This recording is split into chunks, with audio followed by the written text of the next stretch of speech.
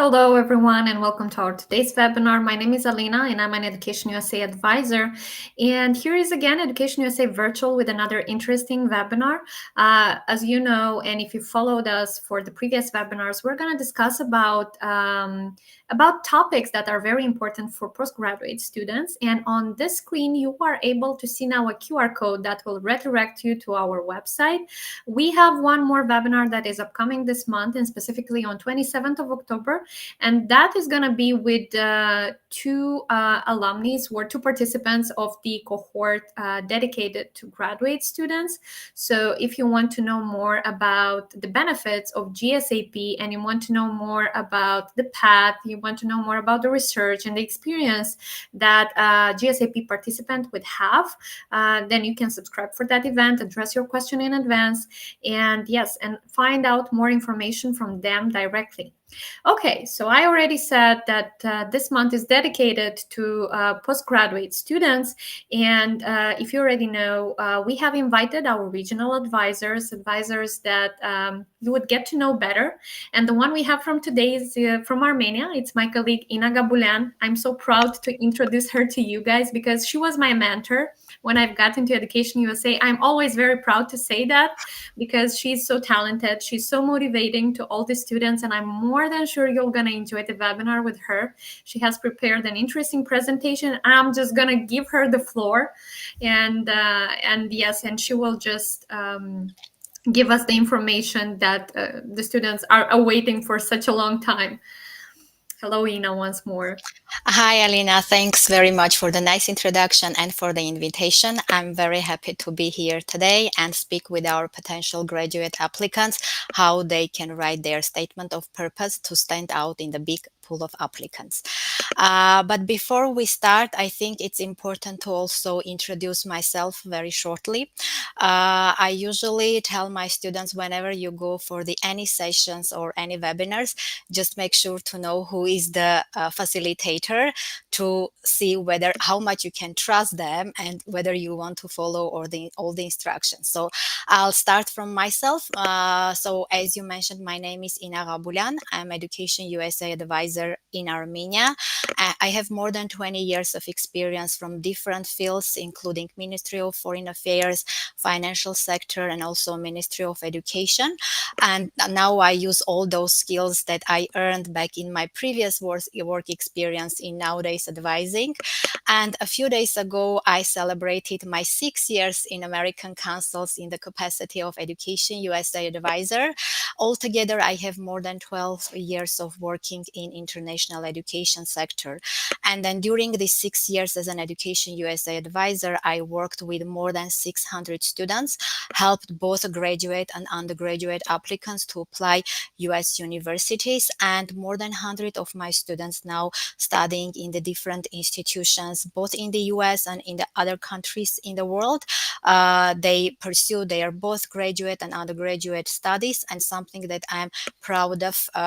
My students could also secure some funding for them to make their education possible. Now we'll move to the statement of purpose event as we the topic of today's session.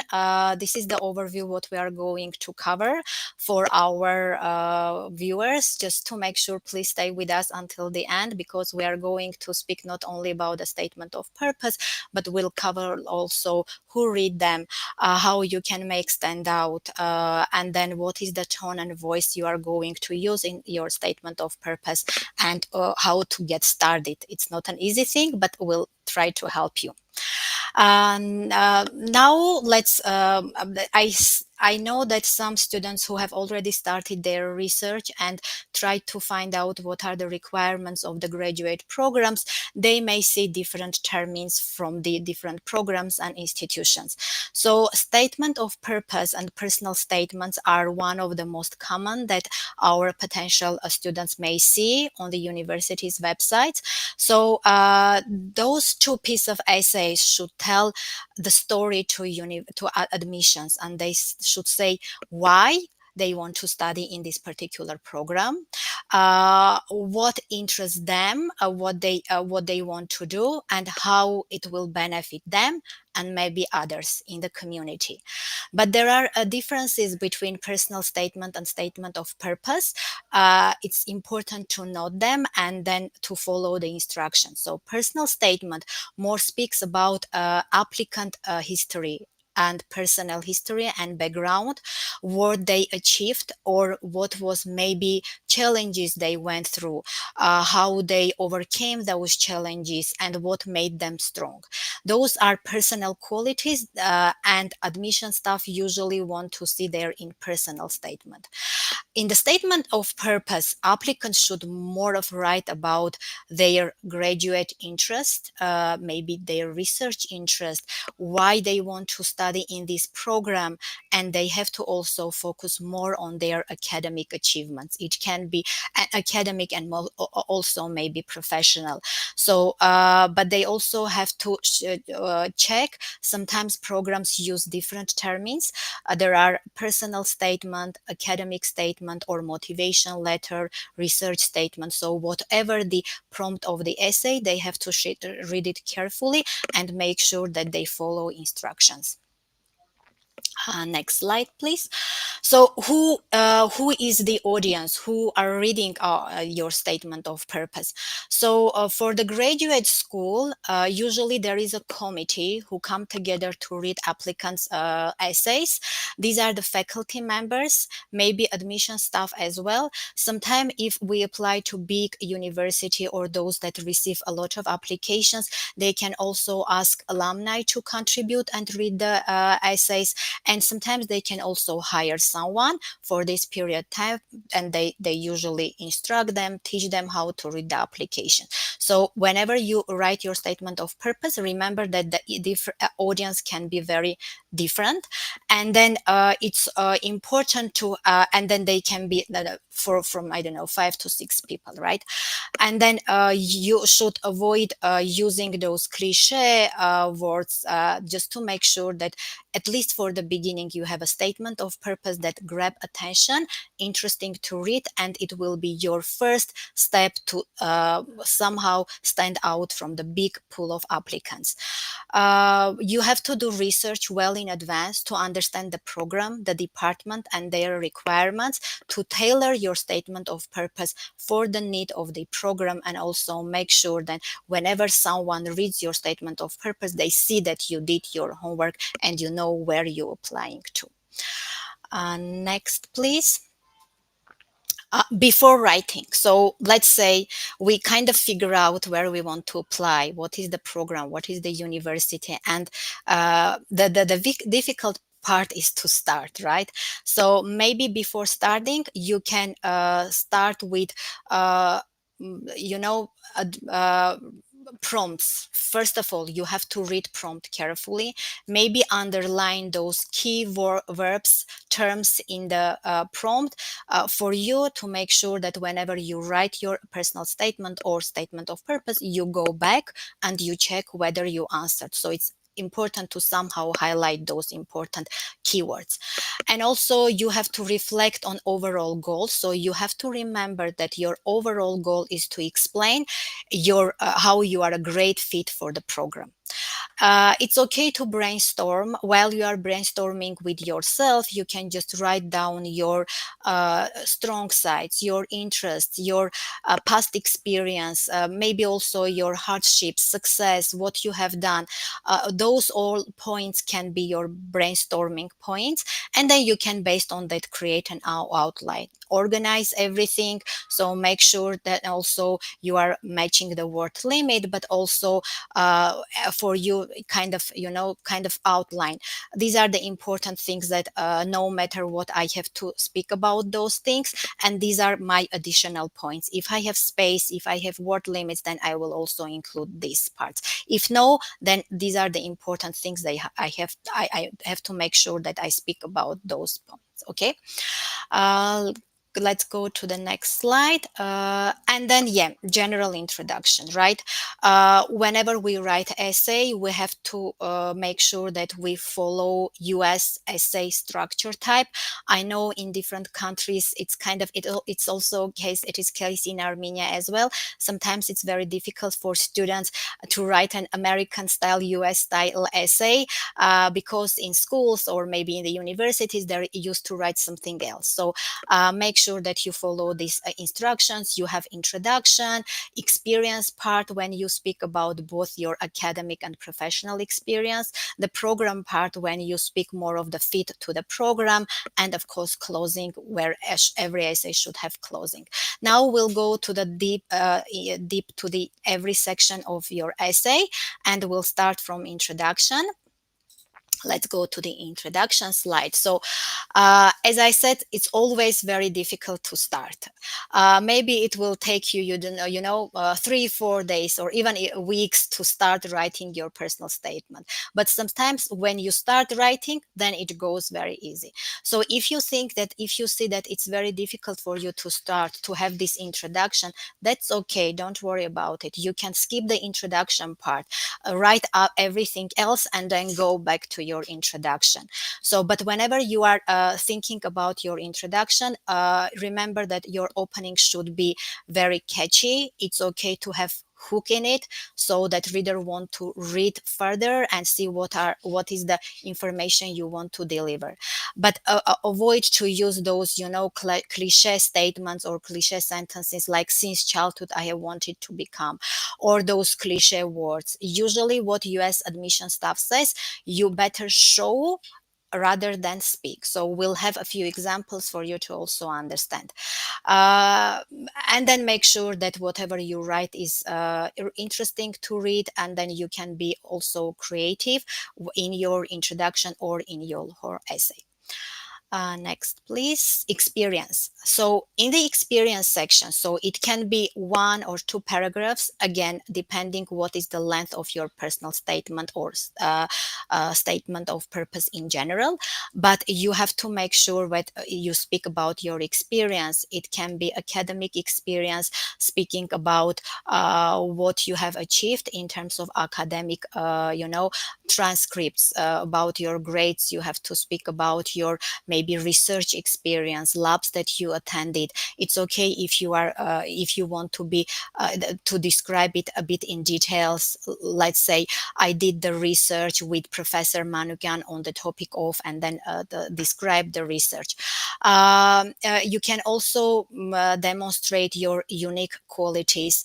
Maybe it's very relevant for males who served in the army. Maybe you want to speak about it and stress that it teach you how to be, how you can work in pressure, work under the pressure, how you can solve problems, or you can speak about your sport activities, internship that you did, maybe languages that you speak. Maybe we have applicants who have 5 or 6 languages that they speak about those unique qualities as well. And also speak about something that you are going to do after submitting your application and before starting the graduate school, because you want to show that you, whatever you presented or whatever you achieve, this is not only for the graduate school, but this is your lifestyle. You do research because you are interested in solving something, or you do your work, you do your experience because this is something that you are passionate about, not only for the graduate school application, right? Next, we'll speak about the program. So this is a very important part also to include in your essay, the fit to the program. Why you think that you are a good fit for this program. And then when you speak about the program, you have to be very specific. Mention some courses that you want to study there. You can also mention professor names. Maybe you found some professor who do research in the same field that you are interested. So you can write that I'm interested in this program because I did my research and I know that the professors XYZ or are doing the research in this field, and this is the field of my interest of mine as well.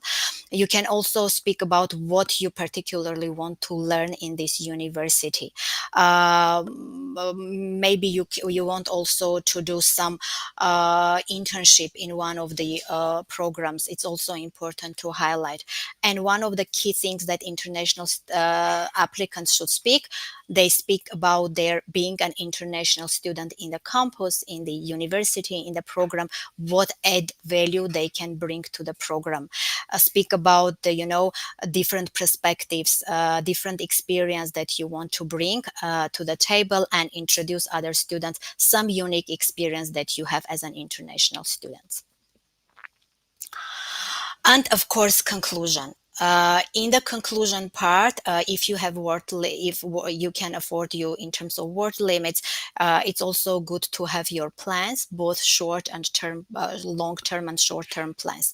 Speaking of short term plans, you can speak about what you are going to do just during your studies or just after graduating, or in a long term, you can speak how you are going to use whatever you learn during your graduate education, maybe back in your country. Maybe there is an issue in your country that you want to solve, and then having this graduate degree, you can go back to your country and contribute to its development. So it's always very important to also mention how you are going to use and give back to the community. While you are concluding, in a concluding part itself, you can recap whatever you said, but not it can be very general, not detailed. Of course, if you have several pages of essay, then it will be very difficult to recap everything. You can leave the reader with the final insights. What is the final thing you want them to know about you, and help readers to understand also your next steps. So these are the leave them with a positive note, so that after reading your statement of purpose, they think, wow, this is the student we want to have, because then he or she can have some impact on their community, right? While you are writing, it's also important to think about the voice and tone that you are using. You have to be genuine and honest. It's very important. You can use some, humor, but being too jokey or cheeky is not a good idea, because at the end of the day, this is a formal essay. This is your formal statement. That is why you have to keep it formal. And it's also a good idea to use some active verbs when you are speaking about your achievements. On the right side of the screen, you see those verbs of achievements. This is just a small example. If you try to Google, you can find even bigger list of the achievements. Though these verbs can help you to write using different verbs and not to repeat yourself over and over again. Um, uh, it's and I spoke a lot about the statement of purpose, and it's never enough to reiterate and say that it's one of the very important aspect of your graduate application, because test scores, transcripts, and everything, they are more of a numerical experience of or numerical representation of your experience, but the statement of purpose is your story. That is why you have to make sure that you have good written statement of purpose, because this is the way how you can stand out from the big pool of applicants. Sometimes also, if you have not that high grades in the transcript, or test scores are not that high enough, a good statement of purpose can somehow substitute this gap. That is why it's important to make sure that you have enough time, that you did everything to have a good statement of purpose. These are a few examples from universities' websites and programs for you to see that what are the requirements, and then also to something that I want to bring to your attention, that from program to program requirements are very different. So let's say Cornell University Mathematics Department, right? They require both statement of purpose and personal statement, and you see that they say that in a statement of purpose you should describe describe your experience and goals in mathematics. So this is a statement of purpose. That is why you have to speak more of the program, and then why you wanted to study mathematics. Whereas in personal statement, they want you to provide some admission committee with the sense who you are as a person. So that is why they wrote this statement should describe your background and experience and ability, and then your ability to pursue a graduate degree. So this is one experience from Cornell University. In the other slide, we have John Hopkins University School of Advanced International Studies example. When they asked about statement of purpose, they ask only 600 words. By the way, always is difficult to submit something that is shorter rather than longer one. So in the statement of purpose, you see, I also highlighted those key verbs that and then this is what I also encourage you to do. So discuss your goals for graduate studies. So first you have to make sure that you discuss your goals and what is your experience, what you have as an graduate applicant, why you want to study international relations, and how this degree will serve to your academic and professional goals. So you have to start with the goals and then explain how you are going to meet those goals. Another example we have on the next slide, example of University of Texas Austin. Again, somehow randomly, also Department of Mathematics. They asked about statement of purpose, and then again I highlighted some key verbs for you. So they want to know your intellectual preparedness, special circumstances, because it is the statement of purpose. They want to know what are your special circumstances and then your background. They want you to they want to know how you are, again, impact on community, right? And then how you are going to impact on community through leadership, participation and teaching in the program. So again, the name is the same, the stress may be a bit different, and you see that how it differs from program to program. We have, I think, two more examples. So this is a Yale Law School. Here they asked two essays. One is 1,000 words length, and they want to explain your scholarly research. You see, in this essay, they wanted you to mainly concentrate on research, what you did, what is the issue you want to focus on.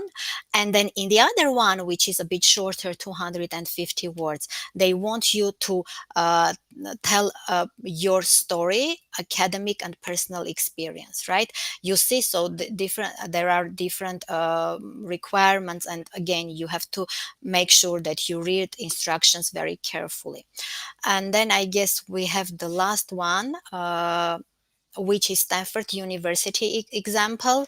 They ask for the statement of purpose, a bit lengthy one, 1,000 words, and they want to describe your preparation for the field of study, your research interest, future career plans, and other aspects of your background and interest. They may aid admissions committee in evaluating your application. So these are just examples.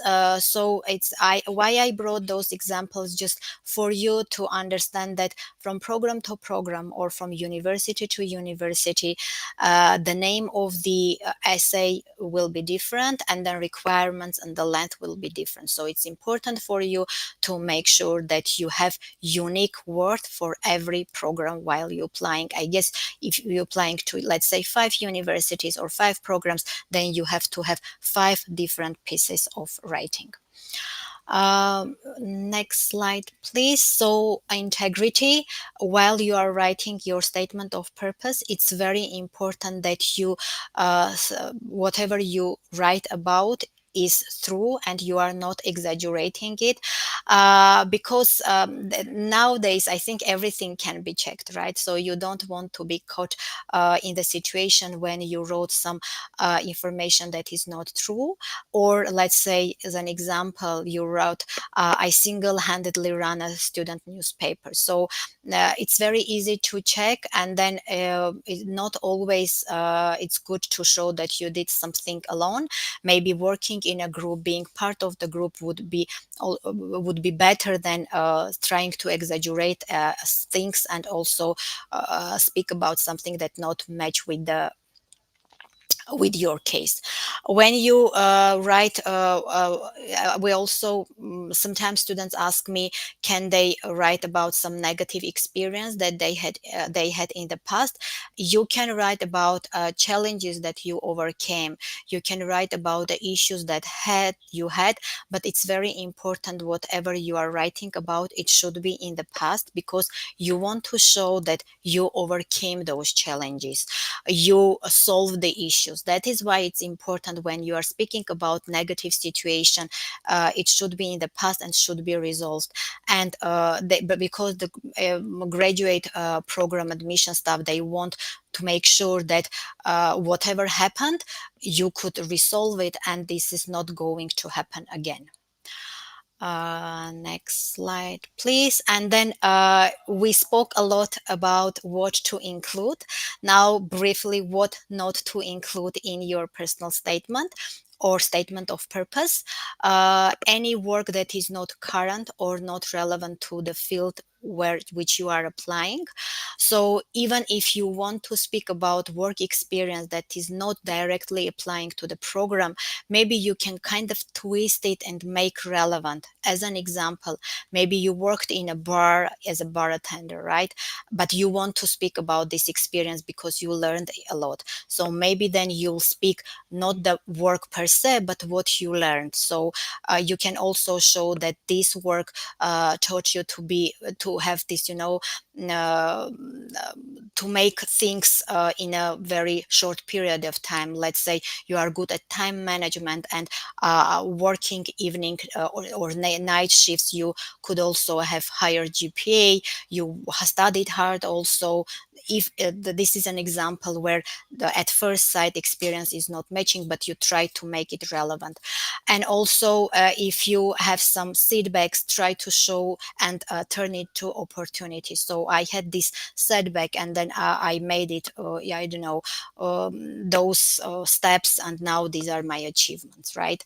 So bragging, please not include in your statement of purpose. Any pity story. Also, there is some, misinformation that student applicants usually think that when they have this pity story, maybe admission staff would read and feel pity for them, and then they will increase their chances to be admitted.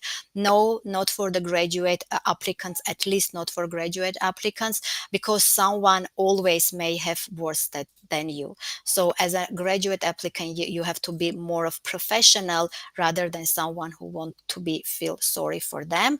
And then something that is not a good idea also to include in the statement of purpose is for example, I want to study in New York University because it is located in New York City, close to every opportunities and stuff like this. Yeah, right? Because you want to go this university not because of its location or place, but because of the program you want to study, because of the professors they teach there, because of the research opportunities the university can provide you, not because of the location or place, right? I always wanted to study in the US. This is not right thing to include in your statement of purpose. And I think this should be and we also want to open the platform for questions, and I'm ready to answer all your questions. Yes, and we already have a bunch of them in the chat. But as you guys know, you have the opportunity to address them in advance. So we're going to answer those that you gave in advance, and then we're going to focus on those that we have in the chat. Thank you so much, Ina.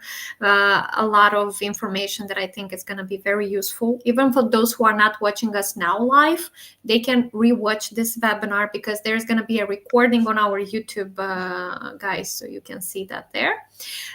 Okay. So one of the first questions that we got in advance, and maybe it's not specifically something that we can answer you directly at.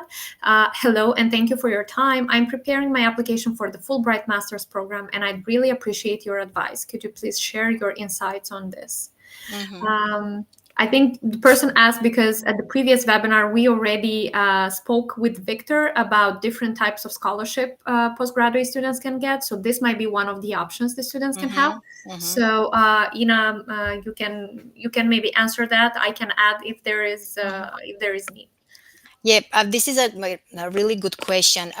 What they can do with the statement of purpose. They can also apply to different programs, not only to the universities, but also to other programs when they, if they are selected, they will be given chance to study, right? And then Fulbright is one of them. So, but because Fulbright usually administered, I don't know how about other countries, they usually administered by the Fulbright program itself or by the embassies. So first and foremost would be, of course, go back and check what are the requirements, what they want students to submit, what is the length of this essay, and what is the prompt. Those are key things. And then prompt from program to program can be different, because for the also Fulbright program, you have to select the program what you want to study, the major, and then prompt can be different from major to major. So there is no one thing that can fit to the all programs. That is why my recommendation would be, they can of course use all the information that we shared today, but also make sure that they are answering the prompt, and they make sure that it's relevant to the program what they want to do. Thank you. The next question. The application requires an evaluated transcript from a credential evaluation service approved by NACIS. Which service would you recommend? Which one is considered the best for international students? Yeah, this is a kind of interesting question, because I used to be credential evaluator a few years ago, and yeah, there is a list of credential evaluation services. Usually, what they do, programs put those institutions on their website. What I would recommend applicants to go check those institutions. Usually, they are 7 or 8 institutions. More or less, they do the same, but maybe a price would be a bit different. So if they want to save some money, maybe they can also check the price. Sometimes it's different also the procedure, how long it will take from organization to organization. If they want to have it as quick as possible, they can also check the duration. And also if they have specific circumstances to ask, some of the institutions, from my students' experience, if they are studying, not graduated the program, they would not do the full accreditation or credential evaluation for the degree that it's ongoing. If this is something that they are not interested in, they can move to the other institution. So more or less all of them do the same, but they have to make sure that those services matching the applicant's requirements. So do their research, try to find information on their websites, and also try to reach out to them if they have specific questions. And I believe those institutions are very quick in answering. Thank you. The next question. What are the journals academics papers should be published? Is there any possibility to start PhD without academic papers being published? Is it possible to get full funding in this case? Great question. Again, I think whatever I say today, I would refer to the program website and program requirements. Sometimes for PhD programs, you have to have at least started some research. Maybe not published or published in local journals, not necessarily international one, but you have to show that you can do a research. You know how to conduct research, you have experience working with different professors. Sometimes programs are very high in demanding. Sometimes they can understand, and they can, as an example of your research, can also take your master thesis or your I don't know, any other research that you did within your studies, not necessarily being published. But sometimes they may also require more of a good research paper published in international articles. Of course, if you have one, it will increase your chances being accepted, but not necessarily and not always. In terms of funding, I believe PhD is most of, I don't want to say free of charge, but still it's more affordable for majority of US institutions if you do a PhD, but you have to be accepted first. Yes. Thank you. PhD funding opportunities in economics and pursuing degree together with family. Yeah. So making a case even more complicated, we Yes. include family. One thing that it's very important to take into account that living in the US is not is expensive, especially for countries like us, right? Post-Soviet countries like Armenia, Moldova, whatever we have, Kazakhstan, Belarus, Uzbekistan. It's very expensive compared to our countries. So if you decide to move to the US with your family, you have to also take into account that it may be extra funding needed.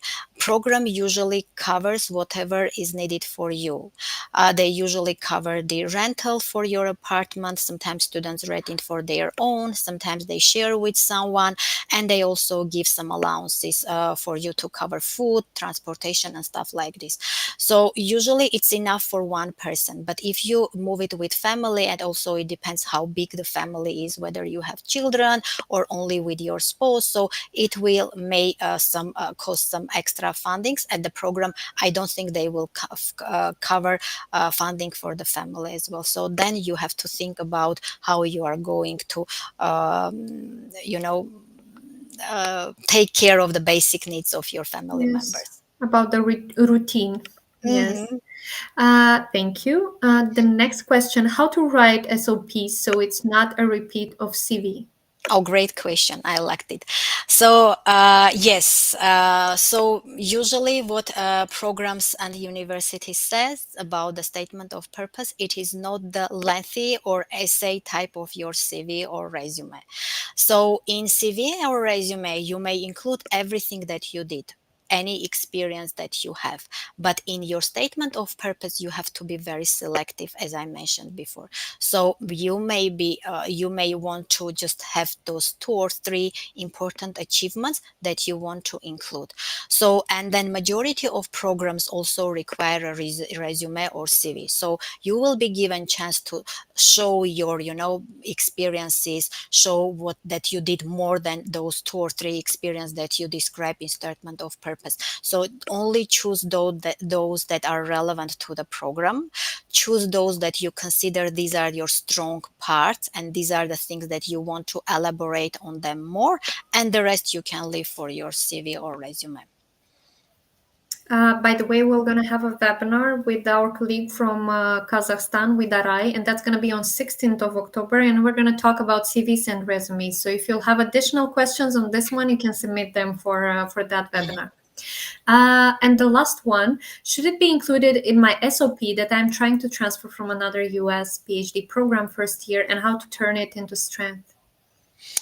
Oh, I think you are making the whoever asked the question making the case even more Yes. complicated. Yeah, if you are transferring from one PhD program to another one, again, maybe the worth length is very limited, and you cannot describe why you want to do this transfer. Right. The first and foremost, you have to concentrate why you want to study in this program. So why you want this, not necessarily why you want to transfer, but why you are interested now in this program, how it resonates with your interests, research interest, or I don't know, work experience or stuff like this. And then sometimes programs also give some opportunities for applicants to give additional information, to give other, important information. And this is where you can include information about the transfer. So I would not recommend to include it in the statement of purpose per se, but to have it in some other places. Thank you. That's a good one. So now we're going to proceed to the questions we have in the chat. And the first one from Alia, if there are no any extracurricular activities in portfolio, is it critical for admission committee? If there is no extracurricular activities, they may be work experience, maybe some volunteering experience, maybe some research experience, something that you did while you were studying at the undergraduate level. So at least you have to show how you came up to the idea to do graduate program in the particular field.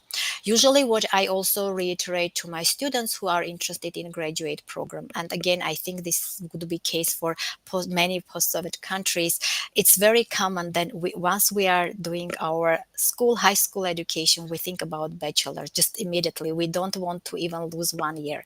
When we are done with our undergraduate study, we are thinking immediately how to jump to the graduate program. But this is not the case in the US. Sometimes students take these gap years. They work, they do a lot of research for them to figure out what they want to do further.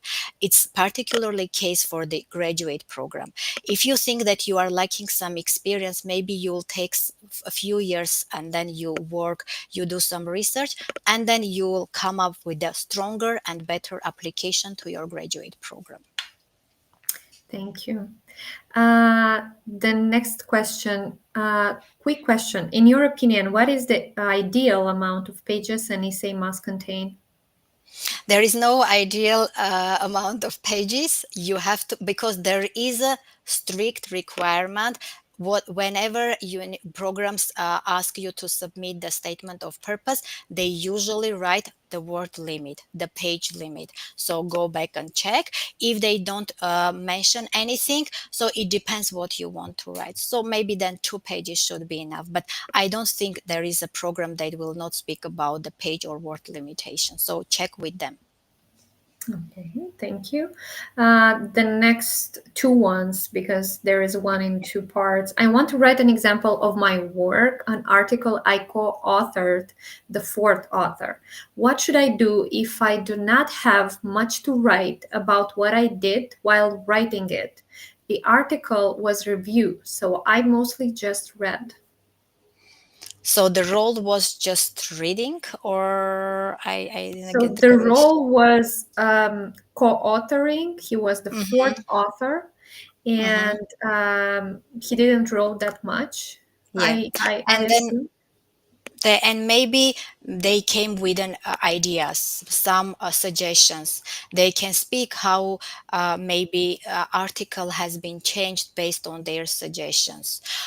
Another thing, they can also write how they learned working in a team, because if this is a team of 4, they should also implement some team working skills. So what they learned during this experience, maybe they worked with well-known professors, with more reputable professors, what they learned, and then how they are going to use whatever they learned in their upcoming research program, or they in their academic experience in future.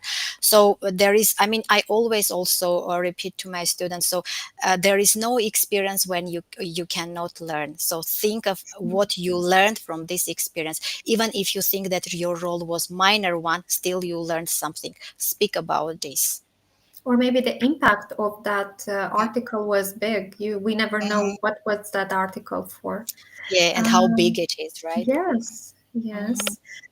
Okay. The other question from the same person. During your presentation, you said the word style. What do you mean by style? The structure or meant using fancy words?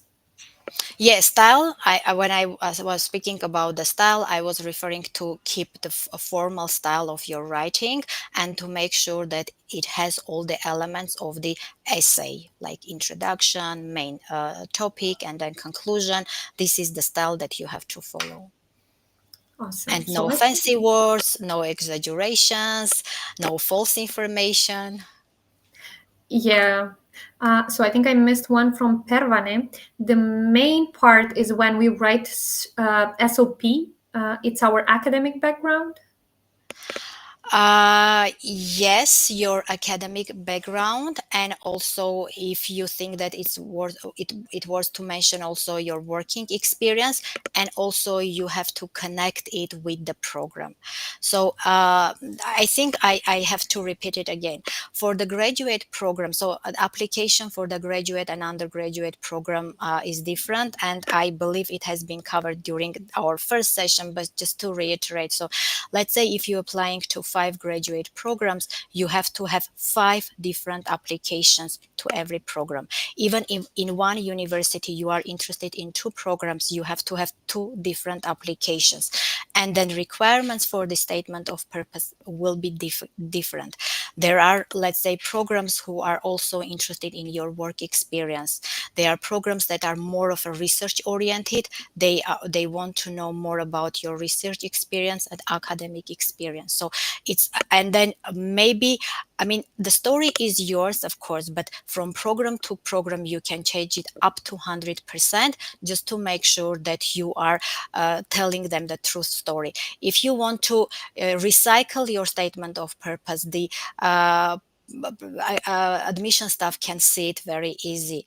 Make sure when you write your statement of purpose to different programs, you want to check that you don't have the university name misspelled, professor names misspelled, that you also have to make sure that you don't recycle the same statement of purpose to different programs and somehow you keep the program names old one and you didn't change. Those things are very important to take into account. That is why when you write your personal statement of purpose, you have to check, as I did in the few examples that I brought, I highlighted the keywords. So you have to go back and make sure that you are answering those key words or those key questions. Thank you so much, Ina. So I think we have covered all the questions we also got in the chat and those that we got in advance. I am very thankful and I'm very happy that we had your expertise and your advices today. I really hope that those who watched us today and those who will watch us after will enjoy it. And yes, for the students who are in Armenia, you already know where to find your Education USA advisor. That information is also available on our website. You can find the nearest Education USA center. Trust me that you will find a great advisor in every of those countries that we are covering.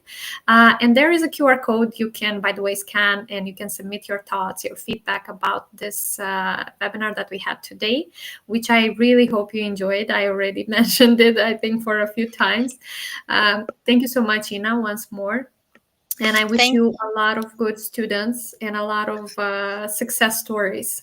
Thank you, Alina. I hope that this essay, this session was very important and also useful for students, future applicants. Maybe one thing that I just realized that I missed, make sure that your statement of purpose is written, proofreaded, and confirmed by at least 2 or 3 people who know you good enough to give some recommendations. So you can write, brainstorm, delete everything and write it again. But whenever you think you have the final version, make sure that you are showing it to your Education USA advisor, to your, I don't know, parents if they may help you, to your friends.